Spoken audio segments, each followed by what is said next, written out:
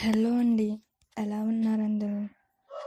ఈరోజు నా favourite curry చింత చిగురు కర్రీ చేయబోతున్నాను. చూడండి, లేత చింత చిగురు చాలా బాగుంది కదా, టేస్ట్ కూడా చాలా బాగుంటుందండి. ఫస్ట్ అయితే స్టవ్ వెలిగించి దానిపైన గిన్నె పెట్టుకొని దానిలో ఇలా 2 స్పూన్స్ ఆయిల్ వేసుకోవాలండి.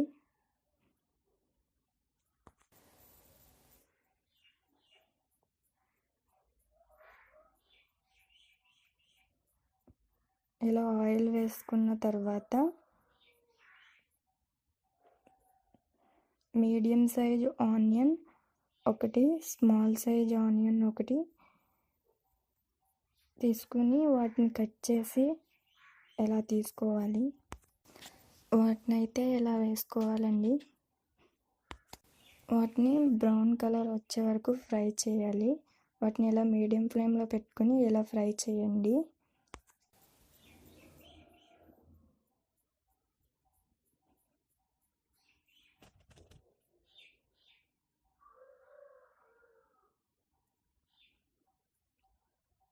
చూసారుగా, ఇలా మీడియం ఫ్లేమ్లో పెట్టుకుని ఇలా ఫ్రై చేయండి.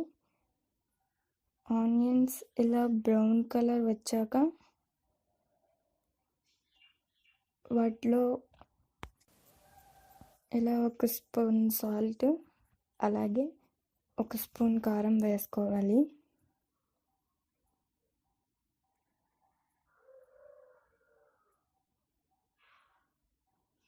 ఇలా వేసిన తర్వాత ఒక 2 మినిట్స్ మొత్తం కలిపేసుకోవాలి. చూసారు కదా, ఇలా కలుపుకోండి, మొత్తం మిక్స్ అయ్యేలా. ఆనియన్స్, చిల్లీ పౌడర్, సాల్ట్ కూడా.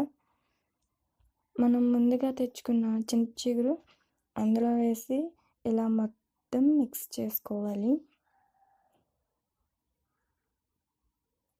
చూసారు కదా, ఇలా మొత్తం మిక్స్ చేసుకోండి. మొత్తం ఆనియన్స్ ఇవన్నీ కూడా చింత చిగురు కూడా మొత్తం మిక్స్ అయ్యేలా మిక్స్ చేసుకోవాలి. ఇలా మొత్తం కలిపేసుకున్న తర్వాత 1 కప్పు వాటర్ పోయాలి.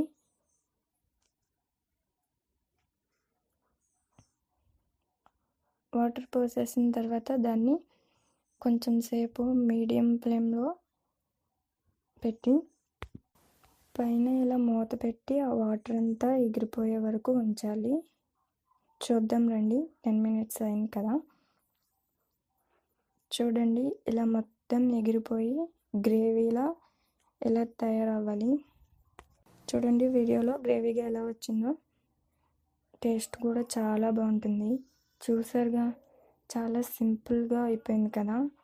స్టూడెంట్స్ అయినా, హాస్టల్లో ఉండే బ్యాచిలర్స్ అబ్బాయిలైనా అమ్మాయిలైనా చాలా ఈజీగా తయారు చేసుకోవచ్చండి. మీలో చాలామంది ఈ కర్రీ తినకపోవచ్చు కూడా. ఇది విలేజెస్లో ఎక్కువగా అవైలబుల్గా ఉంటుంది. టేస్ట్ కూడా చాలా బాగుంటుంది. నా ఫేవరెట్ కర్రీ అండి. అందుకని దీనికోసం నేను మా ఇంటి దగ్గర ఒక మొక్కను కూడా పెంచుకుంటున్నాను. అదే ఈరోజు కర్రీ చేశాను. చూడండి, చాలా టేస్టీ చింత చిగురు కర్రీ రెడీ అయిపోయింది.